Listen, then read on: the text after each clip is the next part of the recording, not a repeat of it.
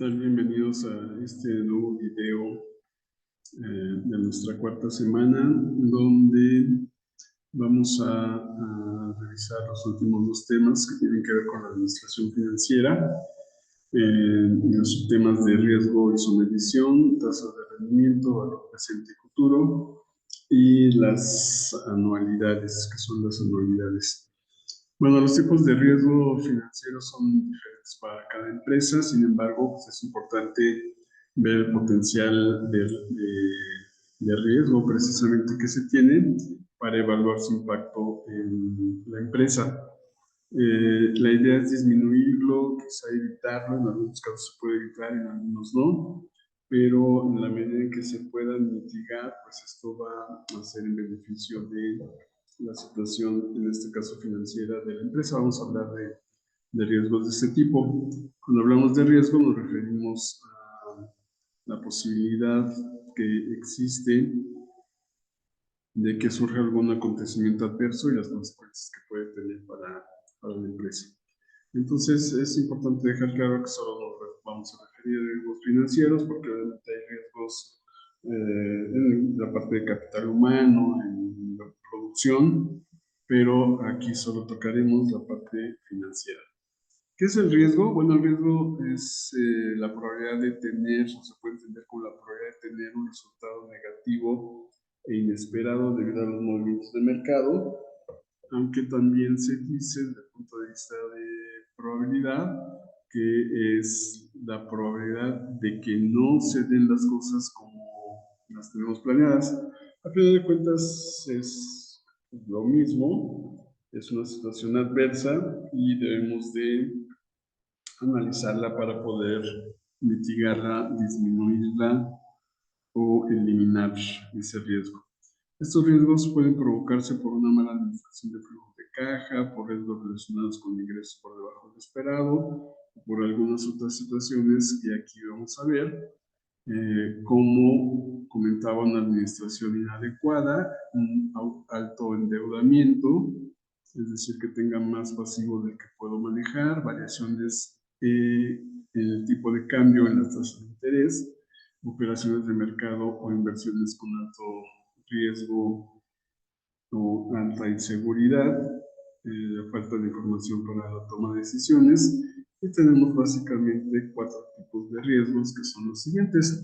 El riesgo de mercado, que tiene que ver con el incremento, por ejemplo, del tipo de cambio, de las tasas de interés, de la inflación, de algunos otros factores de mercado que en este caso, bueno, se pueden controlar de cierta forma a través, por ejemplo, de derivados futuros, forwards, swaps, opciones que no son parte de nuestro curso, pero que se pueden tener para ese tipo de riesgos, al igual que el riesgo de crédito o riesgo crediticio, que tiene que ver con el impago de los financiamientos que se toman.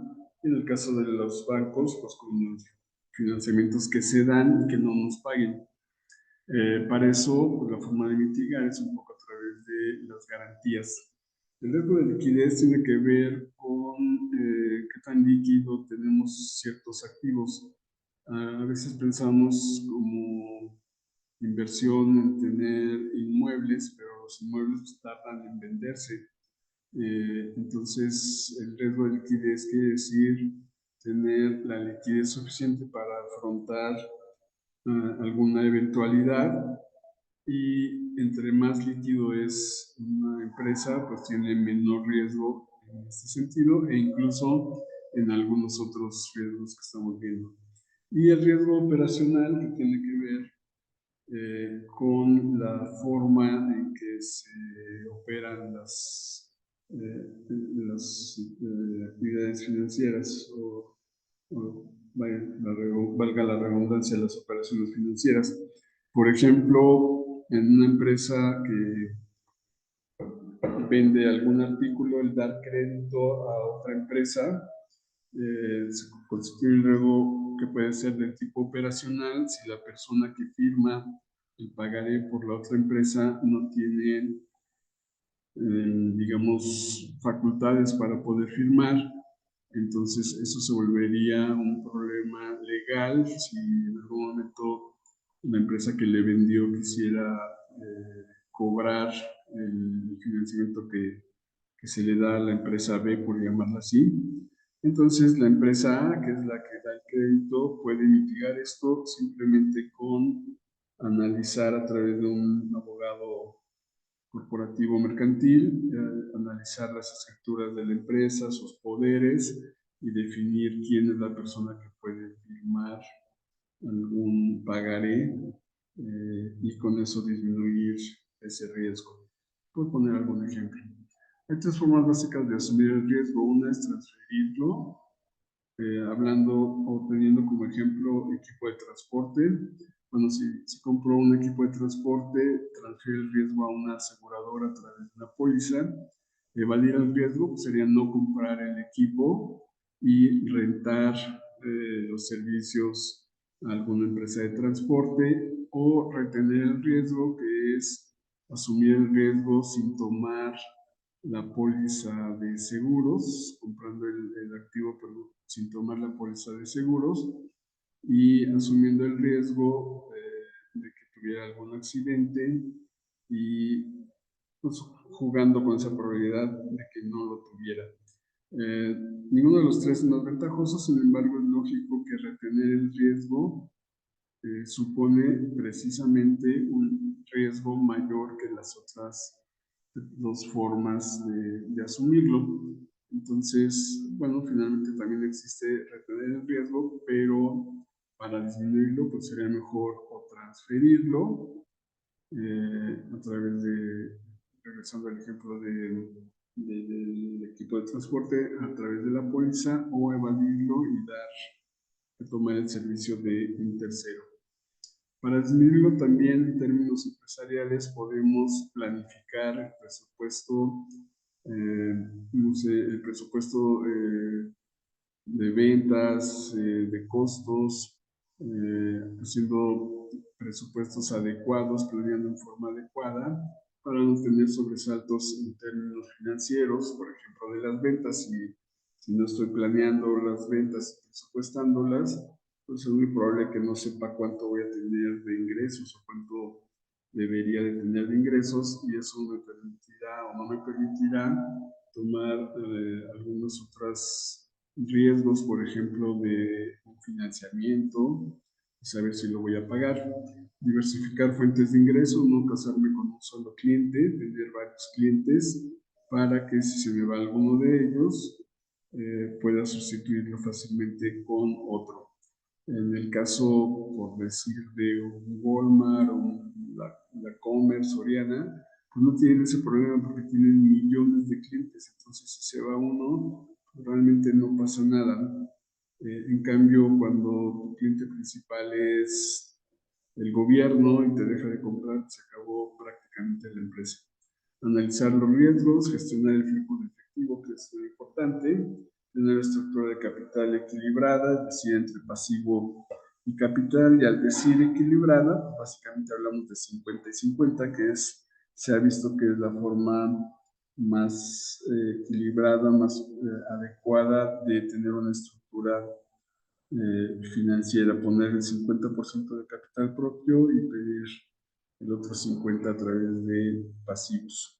Mantener una reserva de efectivo de emergencia y monitorizar y adaptarse al entorno que esté cambiando. Imagínense, bueno, hay muchas historias de empresas que no se adaptaron, como Kodak, como el siglo pasado las empresas de trenes, de carga, que no vieron, no vieron venir el transporte en camiones, y mucho menos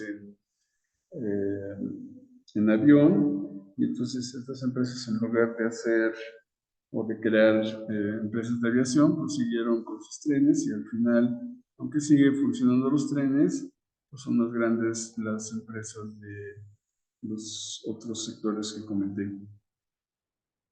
Nuestro segundo tema tiene que ver con tasas. Inicialmente, la tasa de rendimiento, que es la ganancia que se obtiene por alguna inversión, expresada en forma decimal, aunque generalmente porcentual. Bueno, ¿qué es el interés? El interés se usa para medir la rentabilidad de los ahorros y las inversiones, también para medir el costo del dinero. Este costo es un porcentaje, como comenté, referido al total de la inversión. La tasa de interés simple, tenemos tres tipos de interés: simple, compuesto y continuo. Vamos a comentar la simple y la compuesta, pero la tasa simple es cuando los intereses que obtenemos al vencimiento no se suman al capital, lo cual generaría nuevos intereses. El interés simple se calcula solamente siempre sobre nuestro capital inicial, a diferencia del interés compuesto, con el que conseguimos que en cada periodo se vayan sumando al capital los nuevos intereses. Veremos algunos ejemplos muy sencillos y rápidos en otro video de estos temas. La tasa nominal es la tasa que está es la tasa de referencia, es la tasa que está en el pagaré. No considera inicialmente que hay capitalización, sino que simplemente es la tasa que se hace referencia, insisto, en el pagaré, ya sea que vaya a pagarlo o que sea una inversión para mí. Y la tasa efectiva es la tasa que realmente se recibe o se paga en un préstamo o se recibe en una inversión, y no supone que no se retiran los intereses. Se asimila entonces a un interés compuesto. Dos tasas más: la tasa real, que es la tasa nominal o efectiva, pero descontando la inflación o el valor del dinero en el tiempo, que es la inflación, es la tasa real. Entonces, cuando de pronto escuchamos el PIB, bueno, y esto afecta a cualquier tasa. Entonces escuchamos PIB real, quiere decir que al PIB que se generó nominal ya se le descuenta la inflación, o una tasa de rentabilidad del 10%, tendría que restarle la inflación para obtener la tasa real. Las tasas equivalentes son dos tipos de interés eh, que son equivalentes en el mismo periodo de tiempo, y estamos hablando de tasas nominales y tasas efectivas. Entonces tenemos la equivalencia de tasas nominales a tasas efectivas, o de efectivas a nominales, y también los veremos en nuestro video de números. Por lo pronto, aquí tenemos un ejemplo. Esta empresa que yo te presto nos dice que si invertimos, en este caso 50,000 pesos, que son la parte gris o azul, obtendríamos diferentes rendimientos, como ustedes observan, aquí está la palabra rendimiento, en el tiempo, y básicamente es un interés compuesto donde se van capitalizando los intereses que se van ganando.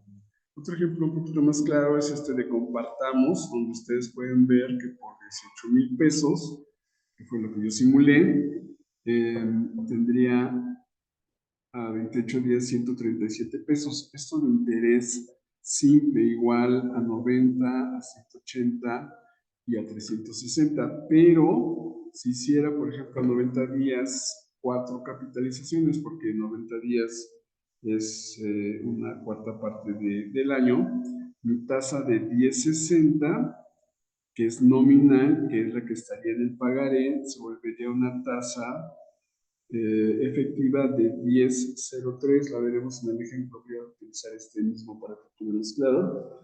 Y la tasa real sería de 6,63. Aquí le llaman GAT porque en el Banco de México y los reguladores financieros establecen el concepto de GAT como ganancia anual total, pero realmente es la tasa efectiva.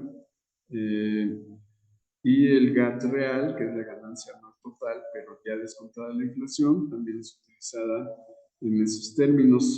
Sin embargo, simplemente la tasa efectiva y la tasa real, que como ustedes observan, es mayor la tasa efectiva que la tasa nominal cuando el plazo es menor a un año. Cuando es a un año, la tasa efectiva, que es 11,55, es igual a la tasa nominal porque solo se capitaliza o solo se puede capitalizar una vez. Muy bien, valor presente. ¿Qué es el valor presente?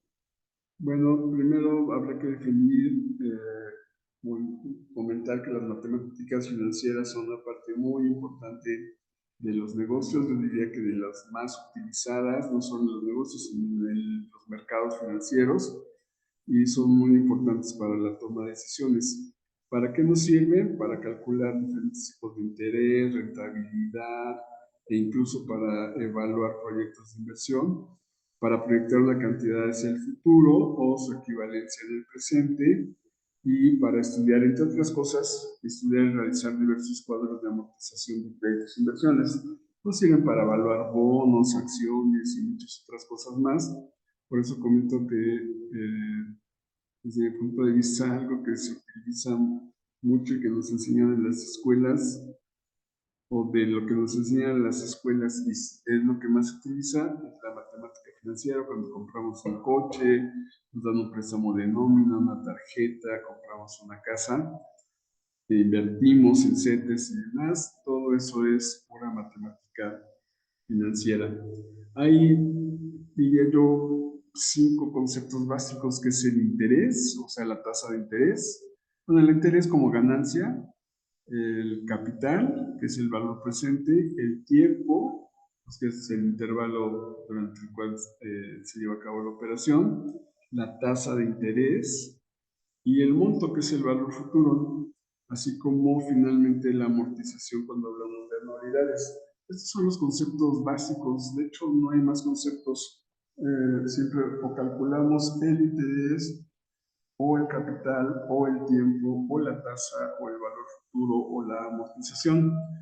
Eh, Muchos de estos conceptos, por ejemplo, el capital me puede llevar al monto y el monto me lleva al capital, o alguna fórmula de valor presente me lleva a encontrar la tasa, el tiempo, etc. Entonces, básicamente son estos 5 conceptos, los conceptos básicos de las matemáticas financieras y de las tasas, valores presentes, futuros y demás. El valor del dinero no es constante, se pierde a causa de la inflación. Para que no se perdiera su valor, tendría que haber cero inflación, porque incluso en países como Japón, que hay deflación, pues el dinero también va, en ese caso, va ganando valor. En el caso de la inflación va perdiendo. El caso de Japón es especial, o los casos donde hay deflación son especiales. No es digamos, ni la unidad ni el curso para hablar de eso, pero en general la inflación, bueno, las tasas de inflación que son positivas le pegan al valor del dinero, de tal manera que en términos simples, si yo tengo 1,000 pesos y hay una inflación del 10, aunque nominalmente sigo con 10,000 pesos, ya solo me va a alcanzar para comprar lo que compraba con 900 por ese 10% que perdió de valor, en términos simples. Bueno, de esto surgen 2 conceptos que ya comenté un poco, que es valor presente y valor futuro. El valor presente tiene que ver con la actualidad en cantidad de dinero. También nos ayuda, en el caso de los proyectos de inversión, a evaluarlos, pero el valor presente es cuánto tengo hoy o cuánto tendría dado algún valor futuro, cuánto vale hoy. Y podríamos verlo, por decir, si me van a pagar 50,000 pesos dentro de un año, ¿a cuánto equivale hoy? Dadas las tasas de interés, la tasa de inflación, ¿cuánto podría ser? Ese es el valor presente. ¿Cómo traer del futuro al valor presente? En algunos deportes, básicamente en Estados Unidos, les pagan a los jugadores cantidades muy grandes, pero no se las dan de inmediato, las van dando en el tiempo. Entonces, por decir 100 millones de dólares, que es todo el dinero del mundo, pero 100 millones de dólares que va a ganar algún jugador de béisbol, básquetbol, fútbol americano, de pronto a valor presente son 50 millones, que sigue siendo una cantidad impresionante, pero no son los 100 nominales. Eso tiene que ver con el valor presente y el valor futuro. El valor futuro pues hace referencias a entradas de dinero que se generarán a partir de hoy en una fecha futura, que por supuesto el concepto es el inverso. Hoy tengo 1 millón de pesos, si lo invierto a 5 años o a 10 o a 20, ¿cuánto voy a tener en el futuro? Y regresando al valor presente, pues también puedo hacerme la pregunta, si quiero 10 millones de pesos en 10 años, ¿cuánto tengo que invertir hoy? Es mi valor presente. Y tendrán que ver la tasa de interés, y en este caso el tiempo que ya decía 20 años. Esas son las relaciones de valor presente y valor futuro. Entonces, en conclusión, de valor presente, valor futuro, el valor presente es cuánto tengo hoy, pero también cuánto tengo en el futuro traído al día de hoy, y el futuro es al revés. Cuánto tengo hoy y cuánto podría ser en el futuro, dado, como vimos, los conceptos, dado el tiempo y la tasa.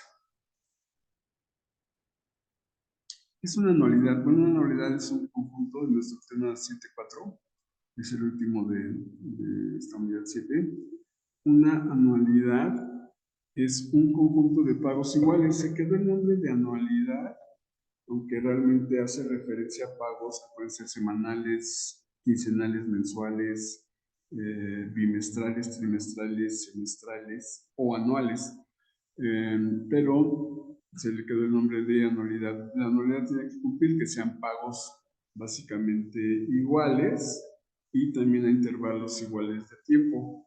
Ejemplos, pagos de renta de un local o departamento, de un crédito, por ejemplo, cobros de sueldo, pagos anuales de póliza de seguro, pago mensual de crédito, como comentaba, depósito semanal de una inversión, cualquier otra cosa, pagos de auto, etcétera, que tenga que ver con pagos iguales en intervalos iguales.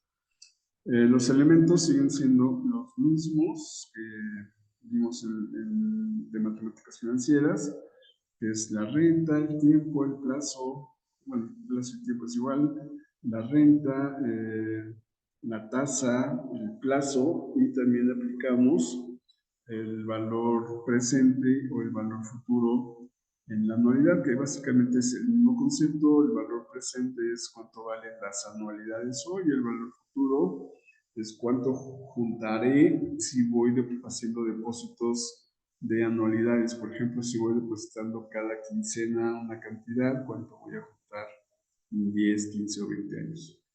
Entonces, son básicamente los mismos elementos. ¿Qué tipos de anualidades hay? Bueno, por su intervalo de pago hay dos, es simple y general. Hablando de las simples, según las fechas, son ciertas y contingentes. Contingentes son como los seguros, que no sé cuándo me lo van a pagar, precisamente sus nombres por alguna contingencia, y pueden ser vencidas o anticipadas, que son en las que nos vamos a concentrar. También las contingentes pueden ser vencidas o anticipadas, igual las generales, y pueden ser inmediatas o diferidas. Ya veremos en ejemplos numéricos cómo se calcula cada una de ellas. Básicamente vamos a ver anualidades simples, ciertas, vencidas y anticipadas. En nuestro temario no están las demás anualidades. Como comentaba, nos llevaría un poco más de tiempo, pero al menos veremos estas dos que son las más comunes: la simple, cierta, vencida y anticipada. Incluso la vencida es todavía más común que la anticipada, y también veremos que entre vencida y anticipada la única diferencia es un periodo más de intereses en las anticipadas que en las vencidas. Otro tipo de anualidades son perpetuas, donde me van a hacer un pago siempre por la misma cantidad.